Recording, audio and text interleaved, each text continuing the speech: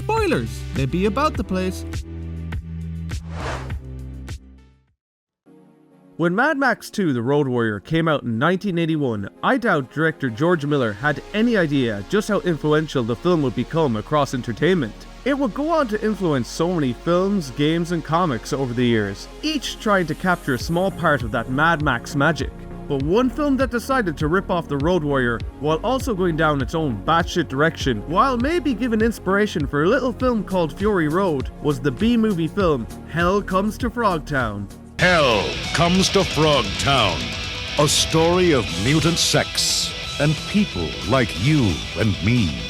It's hot, it's wet, and it's bad. It's Hell Comes to Frogtown. Hell Comes to Frogtown is a 1987 post-apocalyptic B-movie ripoff of Mad Max written and directed by Donald G. Jackson. Set in a world that has been destroyed by nuclear war, where society is now made up of humans and humanoid frog people, we discovered that the human population has pretty much gone to shit as sperm counts have dropped to an all-time low, so people aren't popping out kids anymore. But have no fear, as our hero Sam Hell, played by wrestler Roddy Piper, just so happens to have himself some super sperm and is here to get all the women back up the duff.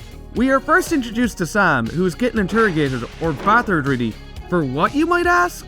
Because your prisoner was accused of sexual assault. Your daughter has changed her story. Once she found out she was pregnant, she must have had a change of heart. Well, Roddy always did work better as a heel, I guess. Seems in this world you can get off sexual assault charges if you get someone preggers. Yeah, this film is a weird one. Anyway, Sam is rescued from his beating by these two government officials who explain to him that his dick is now property of the United States government.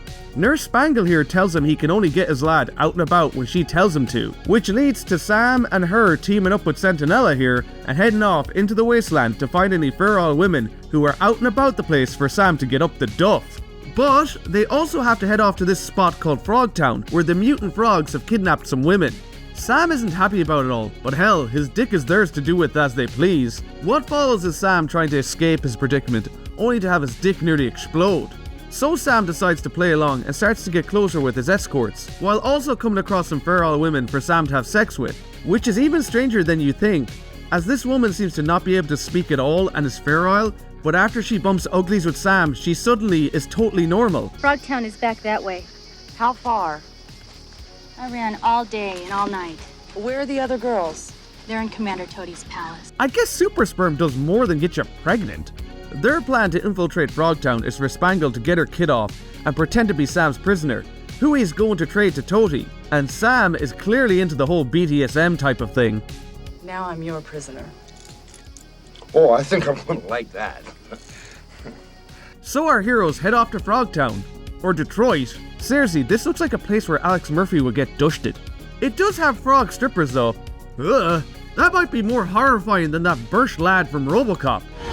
Having seen the frog stripper, Sam reckons the best thing to do is get steamboats.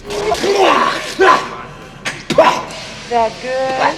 Well, Sam can't hold his liquor, but he does bump into his old friend Lonnie, who is here looking for uranium. For some reason? I don't think he explains it. He points Sam in the direction of a frog called Leroy. Look at the state of this lad. He looks like if you got one of the Frog brothers from the Turtles and combined him with Marvel's Kingpin. What a fucking champ. Sam tries to fish for some info on the women they are looking for while trying to trade Spangle. But the conversation is interrupted by Toadie's second in command, Bull, the pirate frog. Seriously, why has he got a fucking eye patch? This does lead to one of the greatest moments in film though. Shut your hole! I mean, come on, give that lad an Oscar, that was just incredible. Bull wants none of Sam's shy talk, so he knocks him the hell out and takes Spangle as his prize. Sam is taken by the stripper frog, who's Spangle's undercover agent, who it turns out also wants a spot of Sam's you-know-what in return for helping them. But his dick belt starts to beep, so they need to get back to Spangle quick fast or Sam won't be getting anyone up the duff anymore. Sam finds Spangle in Commander Toadie's lair, where the commander is making some sort of arms deal with this lad from the Stalker video game. And seeing how our hero Sam is absolutely terrible at saving the day, he of course manages to knock himself out. While Spangle enjoys some sort of weird sex dance thing with the other captain girls, Sam is about to get tortured by the pirate frog, who also seems to want a piece of Sam's dick. Where's Spangle? in the harem. Being prepared for a night she'll never forget! I'll see if I can do the same for you! Okay. Bull wants to chainsaw off the explosive belt, but he runs into some performance issues. During her weird sexy dance, Spangle's earring device gets triggered, setting off the countdown on Sam's dick, and Bull thinks Sam is into some weird stuff. I gotta tell you, you are one weird dude. Bull does manage to cut the belt off Sam, but then gets a nasty surprise. Sam gets saved by the stripper frog, only for her to get stabbed by Bull, and sadly for her, it's Bull who Sam pokes back with his pointy object, making him dushed. Spangle, meanwhile, is doing the dance of the three snakes for Commander Toady, which is exactly what you think it is. Total Recall may have had the girl with the three boobs, but Frogtown has Toady with the three snakes. Come to me! I ain't going near any of those things. No! Wait, Luckily, Sam bursts in shooting up the place, but he lets Toady get away. They grab the girls and load them into Santanella's car and make a break for it. And now, call me crazy, but I'm pretty sure that George Miller is a fan of this film, because the ending of this is Fury Road, as Toady and his weird crew load up into this jacked up truck and chase after a group of escaped women and their male companion. This is Fury Road! Miller ripped off the Mad Max ripoff. What a fucking hack.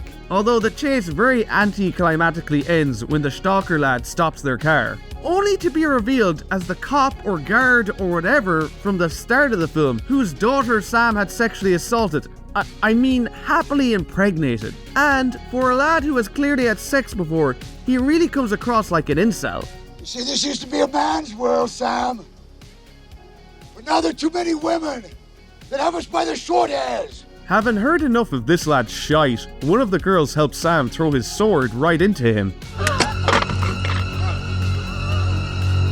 And even though he also fell off a cliff, this lad is still alive somehow. So Sam goes and finds him and just shoots him. I don't think that was really needed, but okay. He does at least take his rocket launcher and goes to kill Toady with it, who he believes has killed Spangle and the others. But it seems Sam's dick is the only tool that works in this film.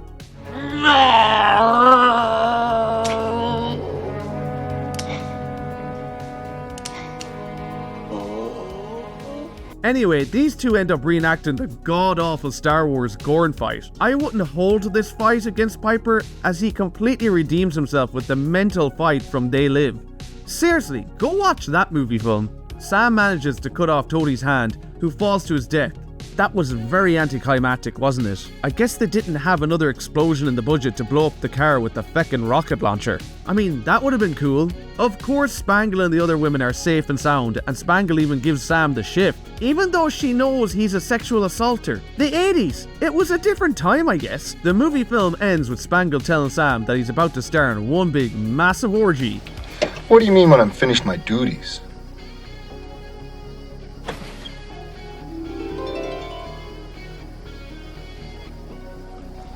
Oh, I guess what they say is true. What's that?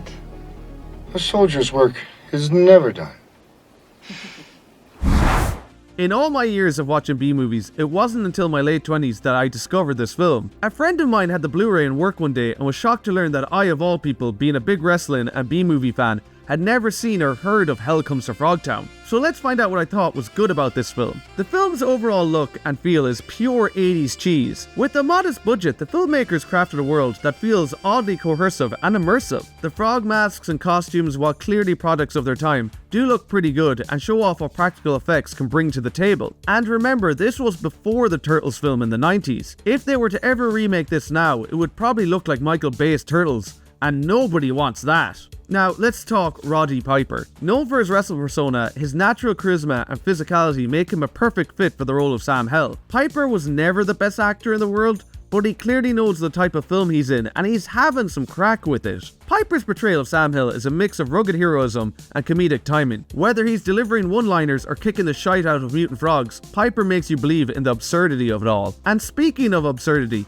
I think the whole daft plot of this film is just a bit of fun. It just gets weirder as it goes on, to the point where you have no clue what the fuck is going to happen next. That mixed with the over-the-top acting just combines to give you some 80s B-movie cheese. But let's move on to the bad. The pacing in this can be totally uneven. While the premise is pure B-movie goodness, the execution sometimes drags, especially towards the middle, causing some scenes to feel like they go on forever. There is also very little character development in this outside of Sam Hell, and fuck, even he barely gets any when you think about it. But the female leads are often just reduced to plot devices rather than fully realized characters, which is a shame as the actresses do a great job in the film. While I enjoy the batshit plot, sometimes it doesn't make sense at all.